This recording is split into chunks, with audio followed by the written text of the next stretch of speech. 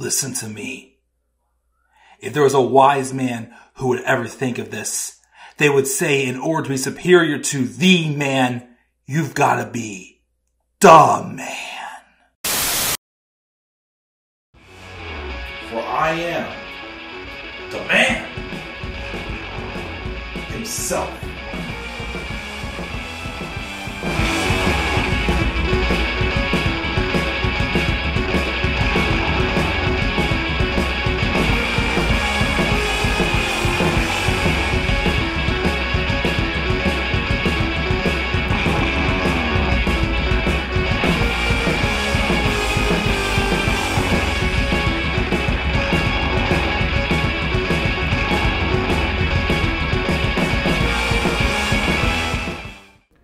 Hello all, and how y'all doing on this late Monday afternoon? This is the Club of the Man 1993, and we are here for my second ever AEW Saturday Night Collision review. This episode took place this past Saturday, July 8th, 2023, in Regina, Saskatchewan, Canada, as AEW continues to tour Canada. I think for another week, I think it is. I think that's how it goes. I'm not 100% sure. But yeah, this is the second review I'm doing for Collision on this channel. Again, Collision, even though I gotta be honest, Collision is a very hard show for me to hold back on. I'll be honest. It's fun. It's fresh. It feels different.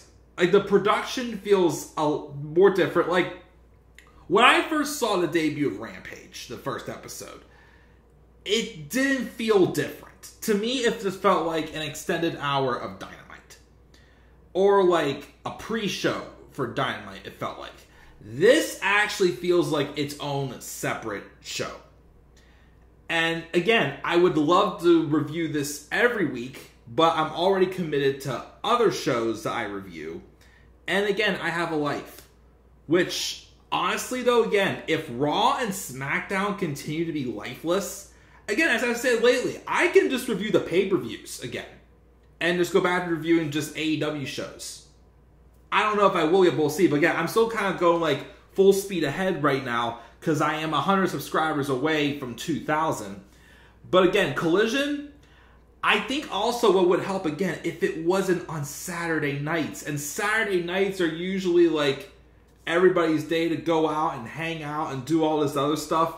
But then I watch these shows, like the two shows of Collision I've actually watched the whole thing of. And I'm like, damn, why is it so hard for me to resist watching this show? Because it is fun. They had two really good matches on this card. Also, you know, there's guys who are only featured on Collision at the likes of Andrade, El Idolo, CM Punk, Miro, few others. We saw the return of Scorpio Sky on this show. Like, again, there is a lot of fun stuff to see on the show. Again, it's just, I don't have the time to watch all these wrestling shows. I mean, again, if it comes to a point, I may have to do like a one stream saying, this week in WWE, or this week in AEW, or something like that. I don't know. But like I said, for now, I'm still going full speed ahead, working as hard as I can, on top of my personal life, because I want to get to 2,000 subscribers. And I have a lot of momentum going right now. But, yeah, I wanted to watch this week's episode because of CM Punk versus Samoa Joe. Which I didn't know until it was emphasized that this is the first time these two have wrestled each other in 18 years. And there's a curse going on because CM Punk, up until this show, had never beaten Samoa Joe. And the winner would take on the winner of the earlier match on this show, Ricky Starks versus Powerhouse Hobbs, and some others. So we are going to get rolling and talk about this show. By the way, also, I have started playing AEW Fight Forever. Still not the sharpest, I'll be honest, but I am doing a Road to the Elite mode. And I still got to post a picture where I did create myself. And so far, I am undefeated. But I still suck at this game completely. But I'm loving it. I got hooked last night. I must have stayed up till like 1:30 playing it last night. But I still have other stuff I want to do. both personally and for the channel. So I'm going to, again, try my best to pop out as much content as I can this week. But we're going to talk about Collision here. Maybe give about 20 so minutes or something like that, and we'll talk about this. Because, again, there's a good amount to talk about. But let's roll forward into it. We opened up with CM Punk, who came out to no entrance music. He comes to the ring, and he actually, I heard that when they were in Toronto, he got booed. Regina, though, seemed to love CM Punk. Punk comes out, and he hypes up the show, and he mentions a big match against Joe tonight, and he doesn't want to take up too much time, but he wants to remind folks of history that needs telling. He recognizes the gravity of the moment and calls this the biggest match of his career. And if he could for a moment, if Joe kills him in a dream, he better wake up and apologize. History will be made tonight. That time will stand still. It's been 18 years since he's wrestled Joe. He got missing teeth because of Joe. Scars because of him.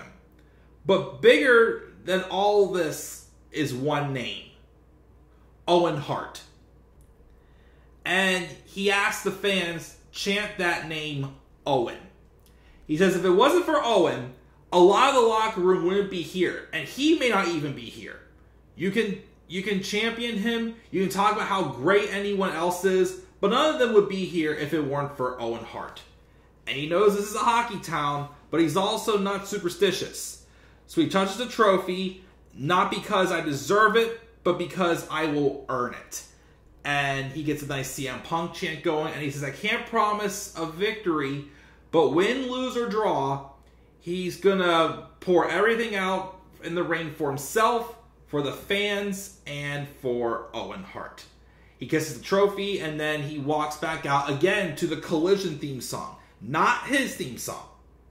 And I love promos like this. Again, CM Punk, again, I keep saying this. People label CM Punk as a cancer. But promos like this shows like how selfless, how much he actually does give a shit about the business.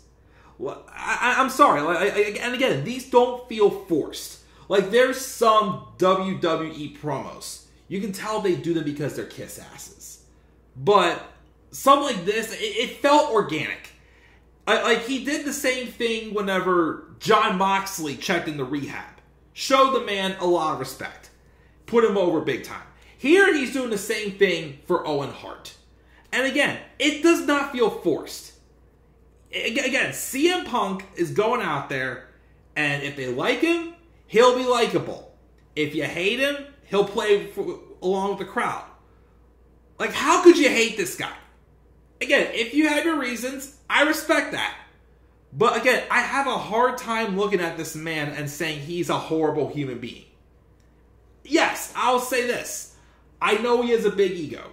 I understand he can come across as an asshole sometimes. But stuff like this just shows he's a man that's determined to do what's best for the business. He knows how to connect with an audience. He knows how to make people care. He is a reasonable guy. But great opening promo, definitely to hype up, what this is all about, Owen. This ain't about him. This ain't about Joe. It's about Owen. So, he's dedicating this match tonight to Owen Hart.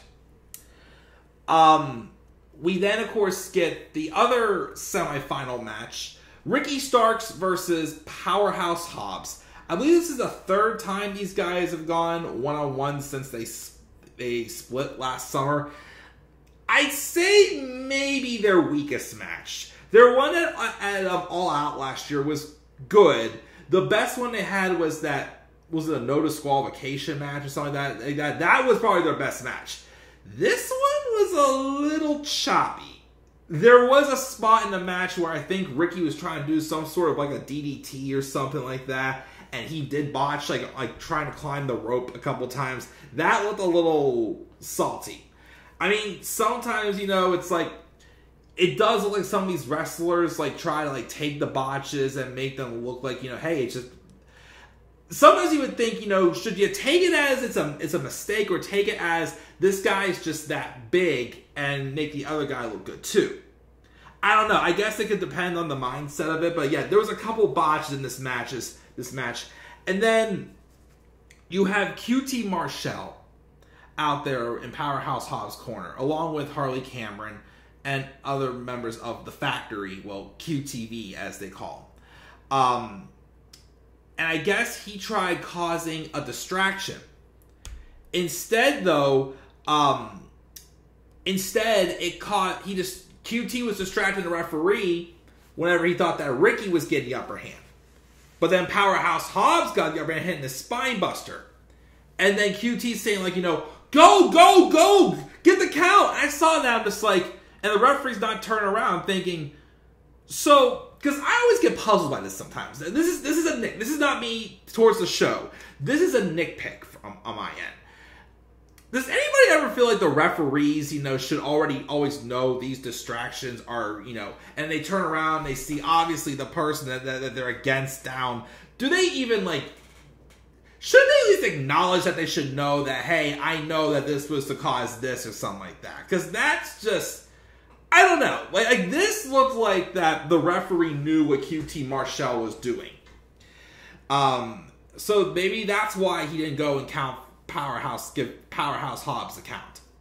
But basically it ended up with Ricky Starks hitting the spear, and he won, and he's going to advance to the finals to face either Samoa Joe or CM Punk. And of course, we'll talk about who won in the main event later on. But afterwards, QT Marshall tries to talk to Will Hobbs, who kept looking away and turning his back. And then finally he pushed QT, and QT's like begging him, please don't hurt me, don't hurt me, don't hurt me. And the crowd's like chanting for Hobbs to start attacking him. But then Aaron Solo and Harley Cameron, first Aaron Solo gets in the ring, and then he hits the spine buster. And then QT's still begging him off. And then Harley Cameron gets in the ring, and that was enough for Will Hobbs to stop. Everybody wanted Willie Hobbs to give the spine buster to Harley Cameron, because I know a lot of people think Harley Cameron's like the new eye candy in the wrestling industry. But he didn't do it there. But I guess that's it. Look, I guess so. I don't know. QT Marshall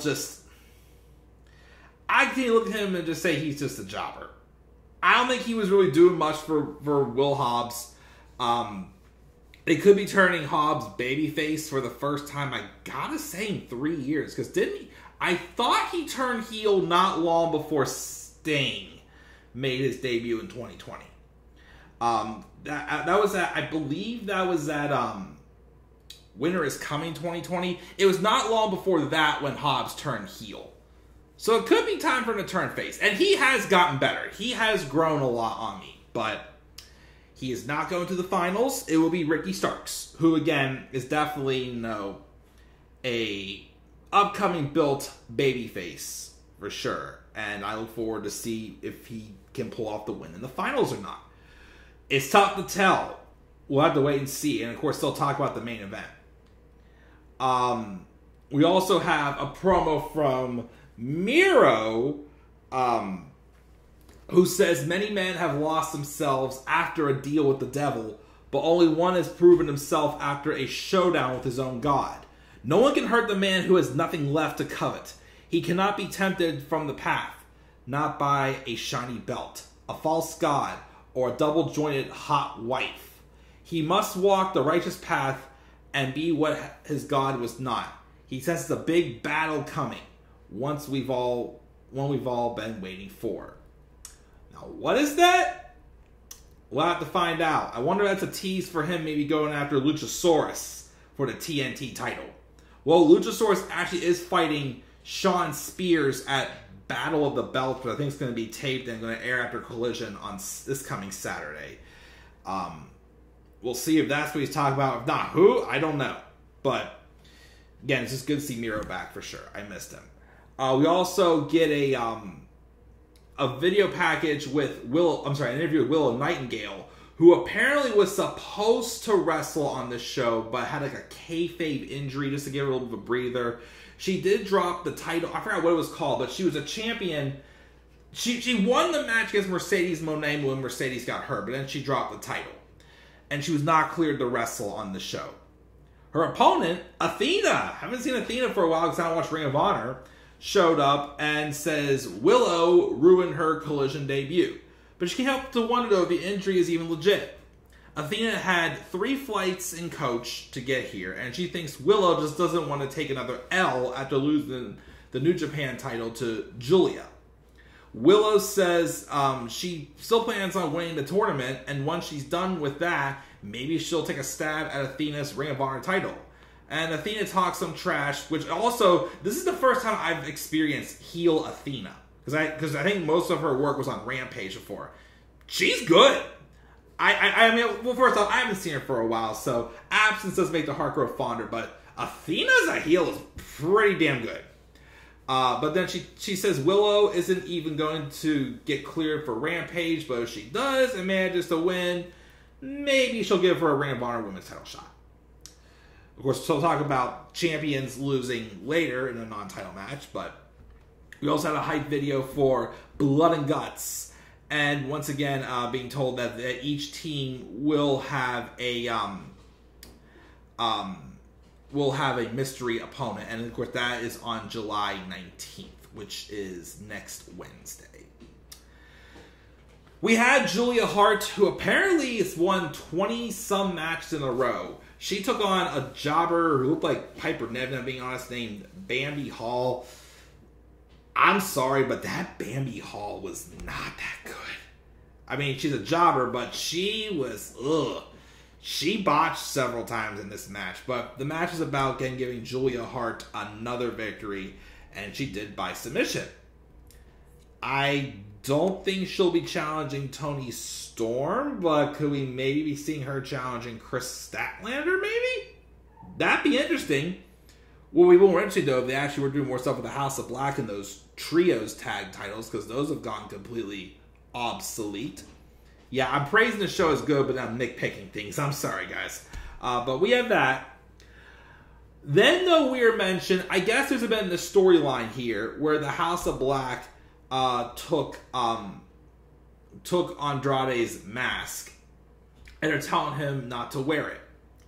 Malakai Black has a promo saying Andrade has been led to believe his mask is the reason for his success, but he doesn't realize he has had more since taking it off.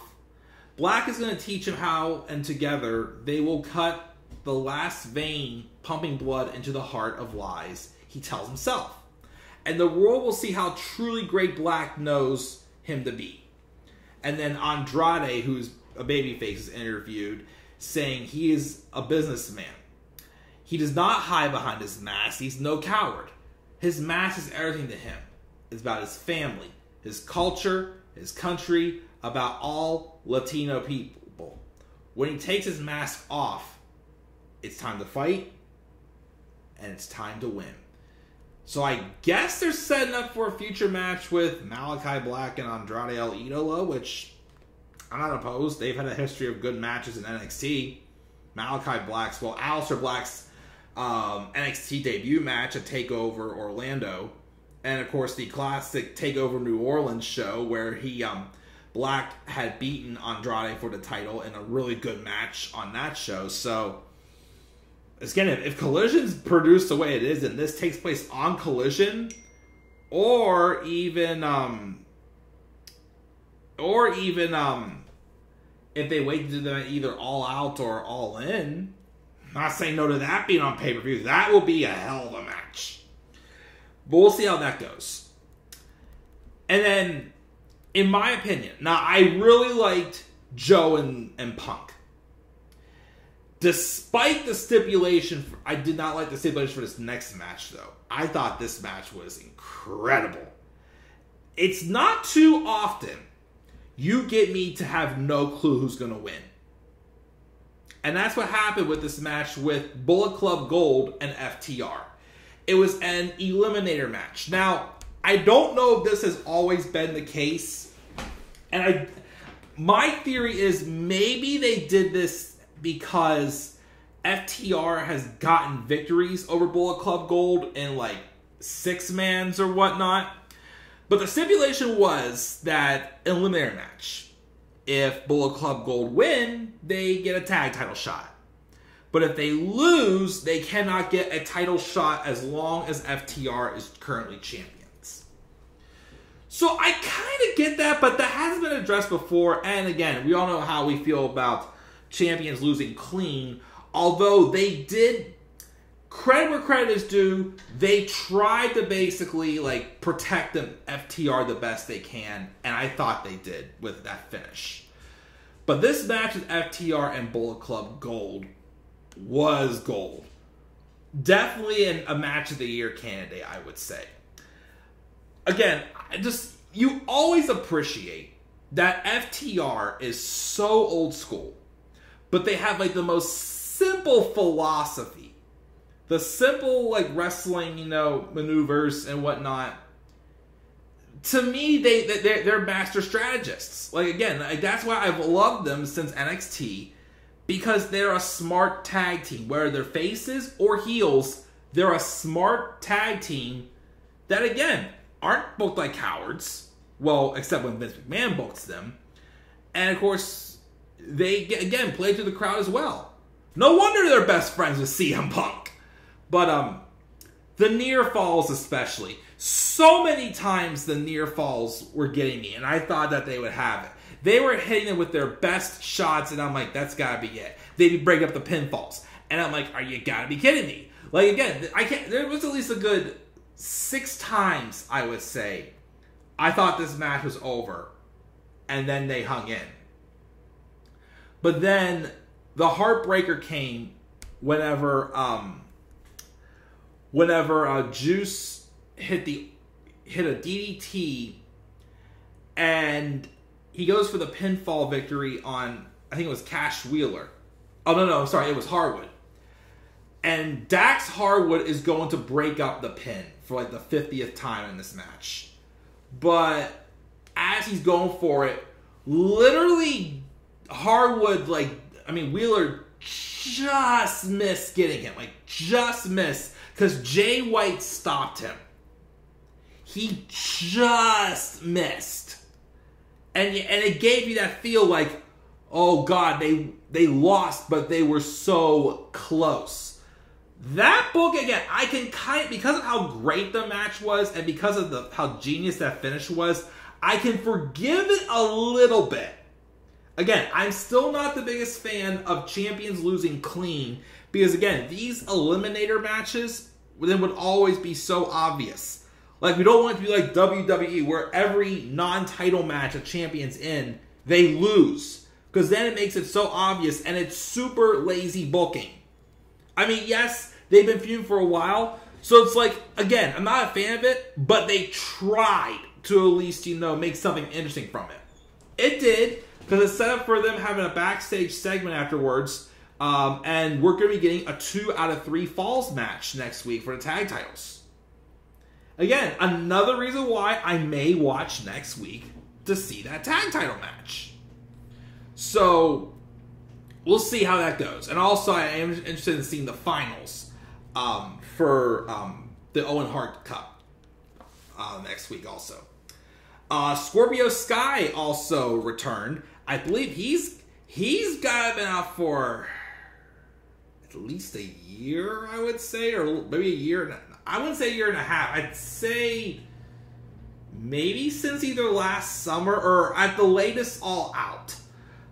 I can't remember how long it's been, but it's been at least since he dropped the TNT title again last year. Because he was playing hot potato with it with Sammy Guevara. Because he's been gone for a while. But he came back as a babyface. And he had a solid return match against Action Andretti. And they both shook hands afterwards, sign respect, showing that they're both babyfaces. I'm cool with that. Again, I definitely think Scorpio Sky is another guy who's very underrated. And him being exclusive to Collision only will help him a lot. I do look forward to seeing what he does, and I am glad to see him back. But he beats Action Andretti, and we have the main event. Main event, CM Punk versus Samoa Joe. Again, it was, Joe was fired up Joe. Again, you can tell these guys are good friends in real life. Usually the ones who are good friends in real life, when they fight each other, they put on great matches. And that's what it was. Joe being the monster, CM Punk just hanging on in there. And, you know, it was a great competitive match, as you expect, between these two. They got out some crazy spots. But Punk just snuck away a victory on Samoa Joe with a roll-up. That's right. In the fourth match between these two, the first time in 18 years, Punk didn't hit a GTS. He snuck away with a roll-up. And Punk's advanced to the finals, and he'll take on Ricky Starks next Saturday on Collision. But then after the match, though, Joe, of course, was shocked and was in disbelief. Punk held his face in his hands, looking at Joe, and then stared at the trophy. And then they stared each other down across the ring after the music stopped. And the crowd chanted something close to what Joe and Punk. And Samoa Joe offers a handshake. And then Punk was resistant at first, but he accepted it. It's like, interesting there. But then, of course, the party lasted very short, because Joe then used it. He yanked him in and put a vicious sleeper on Punk and started just like yelling at him, screaming, "I've always been better than you! I've always been better than you!" I always love when Joe gets like super duper angry. It's someone else who's just, when he's on his A game, whether if he's wrestling or on the microphone. Because again, gotta give credit, Joe is one of the best on the microphone. And he literally just starts talking to trash. I just love when he's like, "It's all good. It's all good, guys. It's all good, guys. I screw you. I want to screw you." I just love how he goes from like calm to like 100. We'll be getting another "Oh Philip" or "One Bill Phil" or "Oh Wendy" or "Regal." I still think either the "Oh Wendy" or when he would yell "Regal" and like the eyes like bulging out of his head was still my favorite. Imagine if Regal never left AEW and went back to WWE. Oh God, it would be. Oh my gosh. Again, an angry Samoa Joe is just one of the absolute best. He really is. But yeah. So he gets Punk to pass out. And then Joe went to grab a chair, but then FTR hit the ring and protected Punk. And then Ricky Starks came out and like just kind of like stared him down. And then Punk woke back up and saw him. So I don't know what that's all about. Other than the fact that I hear CM Punk's one of Ricky Starks' idols. I'm hearing. So that could have just been like a stare off, like, "Oh boy, I have to get to wrestle one of my heroes next week," or something like that. Which that should be a good match. Give them both the microphones also. Get like a promo war between them or something like that. That'd be pretty good. Of course, the show though faded out, and yeah, so I don't know what direction they're going with this, because I don't know if again, they could have Joe cost Punk the match next week, or they could have Punk win, but either way, I don't think we're done with Punk and Joe. I think we're going to be getting a match at either All In or All Out. Probably All Out, although, again, there are rumors circulating that Punk apparently pitched an idea for Blood and Guts to be involved with the match with the BCC, which would be great. It would be best for business to do that, but because, of course, there's still a lot of drama and there's lawyers involved, I don't see it happening, unfortunately. So that's why also I'm pretty sure Punk, I'm going to take a guess right now and say Punk's not going to be at All In, but I'm pretty sure he will be at All Out. And if they do Punk and Joe, that could possibly be a main event for All Out. Because, of course, it's in Chicago, and, who is from Chicago? None other than Mr. Phillip Brooks, a.k.a. One Bill Phil. I still love that nickname. One Bill Phil will be there. I'm pretty sure Tony Khan is not going to leave CM Punk off a show in his hometown. But yeah, that is Collision. Again, I feel like I did nitpick at a couple little things, but the show was great. Again, the crowd is awesome. Regina was Punk and Joe delivered. That Bullet Club Gold thing delivered. I'm interested to see what goes on with Andrade and Black. I'm also glad to see Scorpio Sky back. Missed it was going Miro. So, still a good show. And of course, we're getting some character progression with Powerhouse Hobbs as well. Him and Ricky Starks again had probably their weakest match, but I still like this episode of Collision. I'll give it a B+. I'll give it a B+ for this episode of Collision. And like I said, maybe I'll watch again next week, because I would like to see that 2 out of 3 falls match and the Owen Hart Cup finals. Because are they doing the women's also? I think they might be doing the women's next week also. And I think Ruby Soho and Sky Blue take on each other on Dynamite. And then Willow and Athena are fighting on Rampage, I believe. So they could do the finals next week. I'm going to go with predict here. I still think Sky Blue is going to win for the women. The men's are tough. I feel like CM Punk is an obvious one. But I kind of want to see Ricky get it. He won't beat Punk clean. Joe will probably distract him or something, even though Ricky's a face, though. But part of me wants to see Ricky win. I think it's time we throw Ricky a bone. Because they started pushing him stronger at the end of the year last year when he had that brief feud with MJF. Then they just stopped and gave him a feud with Jericho, which was fine, but I just feel like, it went on a little too long and it died off. Give him a little bit of a rub and give him the Owen Hart Cup. So I'll stick with that. I think it'll be Ricky Starks for the men, but it won't be clean. Samoa Joe, I think, will cost CM Punk the match next week. And I'm still saying Sky Blue for the women. So we'll see how that all goes down. But yeah, guys, that's my thoughts on this week's episode of Collision. Again, these are still being occasional, but possible review next week. No guarantee, but possible. We'll see. Leave your guys' thoughts down in the comments section below. Make sure to slap a like on the video and subscribe for more content on my channel. Follow me on Twitter at TheClubOfTheMan93. And also follow me on TikTok and Instagram at TheClubOfTheMan1993. And until then, guys, I'm checking out. I'll catch you guys all later. Have a great rest of your night. And do not forget, in order to be superior to the man, you've got to be the man. And for I am the man himself.